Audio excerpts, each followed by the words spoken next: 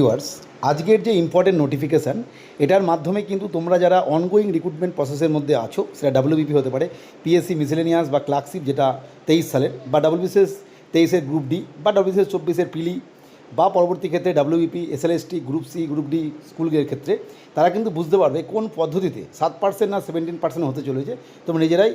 এই বিষয়ে নিশ্চিত হয়ে যাবে, কারণ এই নিয়ে কিন্তু রাজ্য সরকার মূলত ব্যাকওয়ার্ড ক্লাস ওয়েলফেয়ারের তরফ থেকে যে নোটিশ প্রকাশ করা হয়েছে সেটা কিন্তু খুবই ইম্পর্টেন্ট, কারণ এর মাধ্যমে তোমরা অনেক কিছু বুঝতে পেরে যাচ্ছ।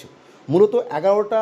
রেকমেন্ডিং অথরিটি, অর্থাৎ যারা নিয়োগ প্রক্রিয়ার জন্য পরীক্ষা নেয় এবং পরবর্তী ক্ষেত্রে নির্দিষ্ট অথরিটিকে সেই তথ্য পাঠায় অ্যাপয়েন্টমেন্ট দেওয়ার জন্য, সেই সমস্ত অথরিটিকে চিঠি পাঠালো। তারা কারা? Public service commission, Madrasa service commission, school service commission, এছাড়া cooperative service commission, health recruitment body, police recruitment board, joint entrance examination board, এই সমস্ত বোর্ড মিলিয়ে 11টি বোর্ডকে পাঠানো হলো। কী বিষয় না, 3টি ফেজ দিয়ে দিয়েছে। সেই ফেজের মধ্যে কী কী রিক্রুটমেন্ট প্রসেস নিয়ে আসা হয়েছিল, তার বর্তমান স্ট্যাটাস কী, এবং সেখানে কতজন রিক্রুটমেন্ট পেয়েছেন বা রিক্রুটমেন্ট পেতে পারে, কটা ফেজে পরীক্ষা নেওয়া হয়েছে, পরীক্ষার স্ট্যাটাস কী, প্রথম পরীক্ষাটা কবে হয়েছিল বা দ্বিতীয় পরীক্ষা হলে সেই পরীক্ষাটা কবে হয়েছিল, এই কতজন পরীক্ষার্থী, এই সমস্ত ডিটেলস তথ্য কিন্তু চেয়ে পাঠানো হয়েছে। আমরা যদি দেখি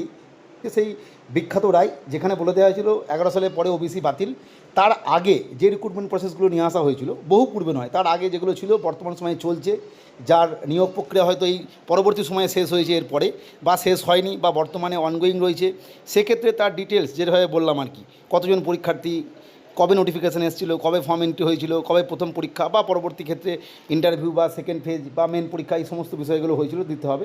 এবং ইম্পর্টেন্ট বিষয়, তার পরবর্তী ক্ষেত্রে অর্থাৎ 10/6/25 থেকে 18/5/26, অর্থাৎ এই সময়ের মধ্যে যদি কোনো রিক্রুটমেন্ট এসে থাকে তার ডিটেলস। এই সময় বলতে অবশ্যই তোমরা জানো দীর্ঘদিন পরীক্ষা বন্ধ ছিল, কিন্তু পরবর্তী ক্ষেত্রে বিভিন্ন হাইকোর্টের রায় বা সুপ্রিম কোর্টের রায়ের ভিত্তি করে এগুলো দেওয়া আছে, তোমরা দেখতে পাচ্ছ। এর বিষয়ে আর কিছুই নয়, ওই সময় তোমরা দেখবে ওবিসি বি থেকে এ বা এ থেকে বি, অনেক ক্যাটাগরি এ থেকে বি চলে গেছে বা বি থেকে এ এসেছে, বা বেশ কয়েকটি ক্যাটাগরি বাদ চলে গেছে, দিয়ে নতুন করে একটা রোস্টার বানানো হয়েছিল। সেই অনুযায়ী কী কী রিক্রুটমেন্ট হচ্ছে,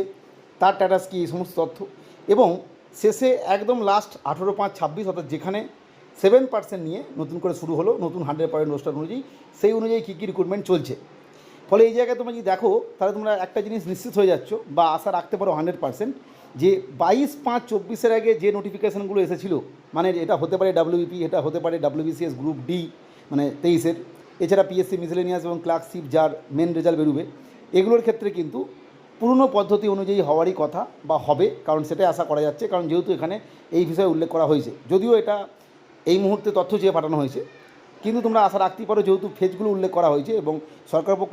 চাইবে না কোনোভাবেই নতুন করে সমস্যা সৃষ্টি হোক, এবং